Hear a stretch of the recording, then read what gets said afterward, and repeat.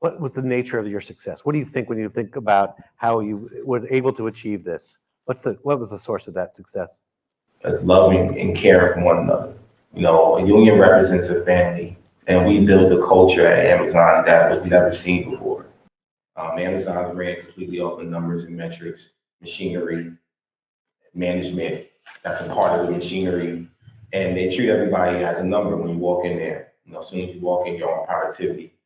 But what the Amazon Labor Union did with our campaign, we showed our coworkers that we're going to be there for you no matter what. You know, at the end of the day, they saw me at the bus stop. In the morning, they saw me at the bus stop. I spent over 300 days at the bus stop. You know, whether it was having coffee in the morning, to having 20 barbecues, to handing out food in the break room, to paying for Uber rides home, paying people to get transported to the hospital because Amazon wouldn't pay for an ambulance. Little things like that. It's the little things that matter to them. And that's something that anybody can do. Anybody can offer up, you know, just a time to even listen to somebody, conversations that matter to our coworkers and colleagues. And that culture that we created, it's just a real loving and caring culture. You know, we still to this day, you know, Amazon will never be able to match that. No amount of money, the $4.3 million they spent, the $10,000 a day that they spend on the union busters, the over 3,300 classes of captive audiences that they put these workers in. It didn't matter. We defeated all those odds because we cared for one another. That's beautiful. Wow.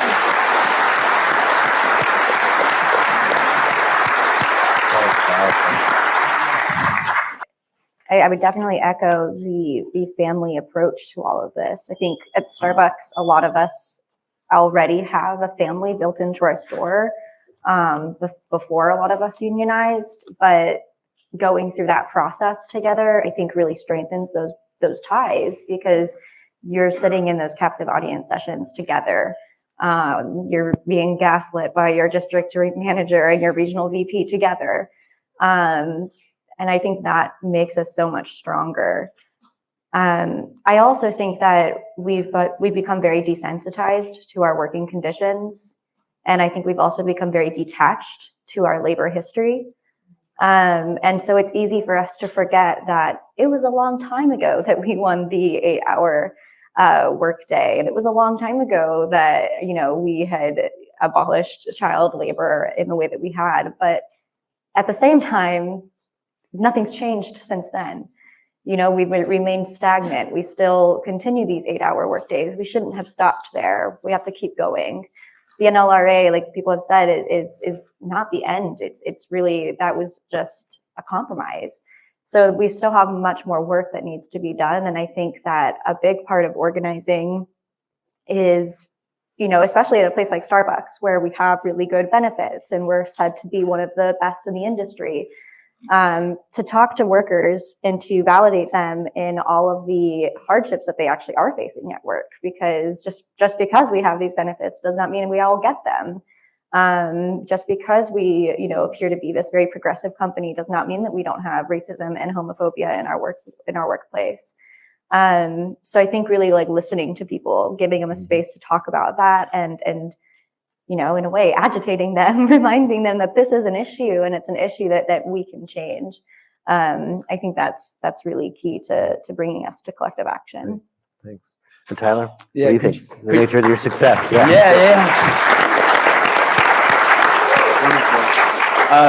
Could you restate the question? Yeah. How do you know? For so long, people thought this was impossible. Right. You know, it's Amazon, Starbucks. And yet now you help make it happen in Massachusetts. So what was the source of your success, you think? Right. Yeah. That's I obviously I have to re-up what Chris and Kyla said about family, of course, and community. But I think it's also it's the domino effect of, and this is what I think your role in here as teachers is so important and inspiring. It's the domino effect. Once you see that someone somewhere is standing up against this, it radicalizes you. It shows you, oh, right, we need to be doing something about this. This isn't right. but it really just takes, it takes our Buffalo, it takes a Staten Island to really go, oh, we should be doing this too. And that's the beauty of it. The thing is, we can't keep it contained. We have to be mobilizing and taking bold actions to continue this forward. We need to keep the momentum growing. So I think that it's not only community that wouldn't exist if not for, a bunch of different people saying, this is enough, we're going to stand up. So inspiration is a huge part of this, and community is how we foster that growth and expand it, I think. But I think that's what really motivated our movement out in Massachusetts. And I know being inspired by Amazon and being inspired by just a bunch of people coming up, coming together to say screw this system, is really, really inspiring. So I think that's my answer too, is just seeing what's around me. Yeah. Awesome. Great. Thank you. All right. Well, let me ask one. How do you see your organizing efforts, Starbucks and Amazon, as part of that larger battle against gross wealth inequality in this country? Oh yeah. Well, again, this is a perfect segue, by the way. But I would say that what we've seen, I'm sure Chris, you could attest to this as well, that we've had people come up to us from different coffee shops and cafes in our area and just say, hey, look, what you guys did made me want to organize my store. So all these different coffee shops and cafes in the greater Boston area and Massachusetts are going, oh, shoot, we need to be organized in our workplace too. How can we do this?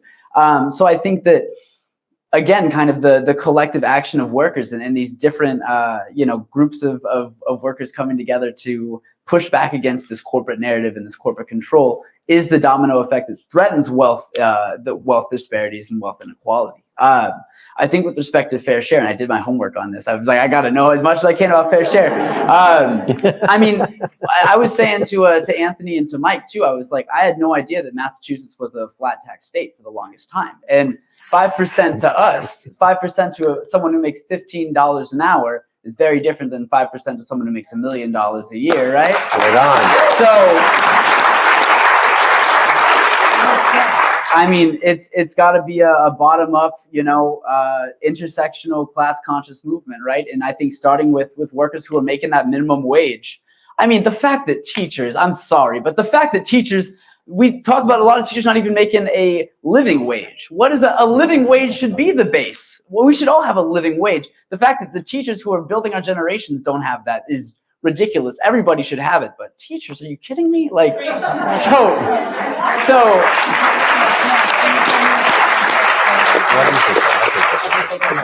Educators, not just teachers. Yeah, right. gotta be clear on that. Thank you, Kyla. Yeah.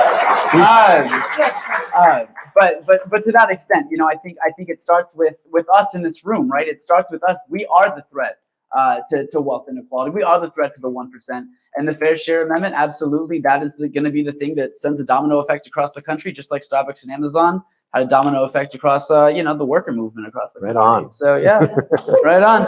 Yeah, good to be here. Callie, your thoughts? Yeah, I mean, I think I definitely would echo what Tyler said.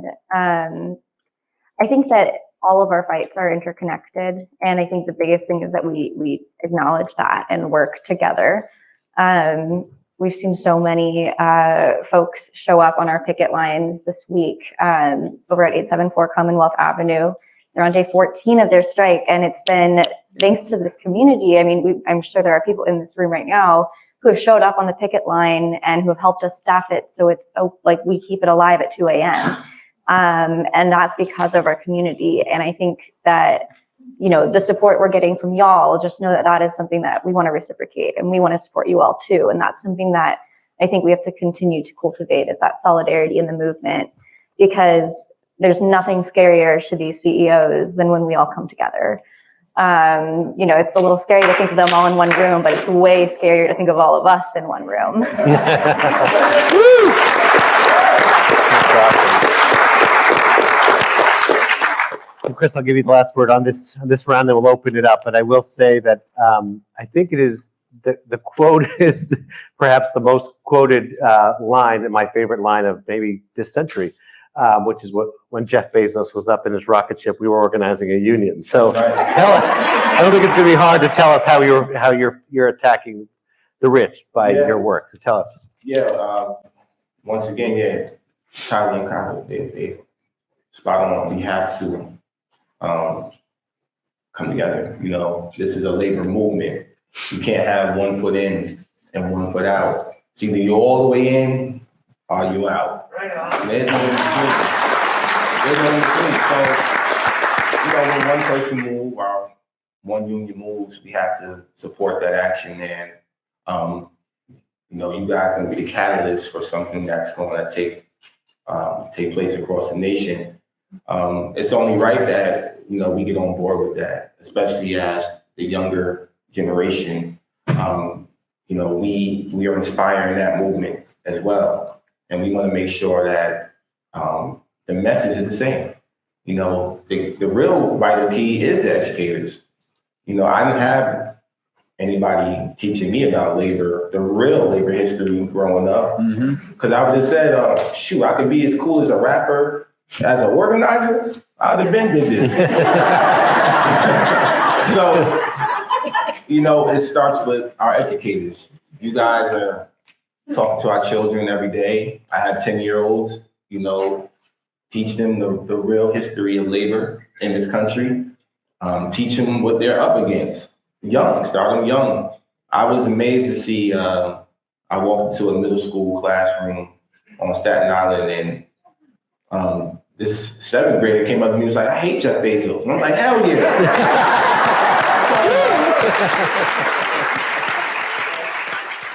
If we don't get it, shut it down. If we don't get it, shut it down. If we don't get it, shut it down. If we don't get it, shut it down. We don't get it, shut it down. One more time, we don't get it, shut it down. Let me hear y'all, we don't get it, shut it down. Now to the people.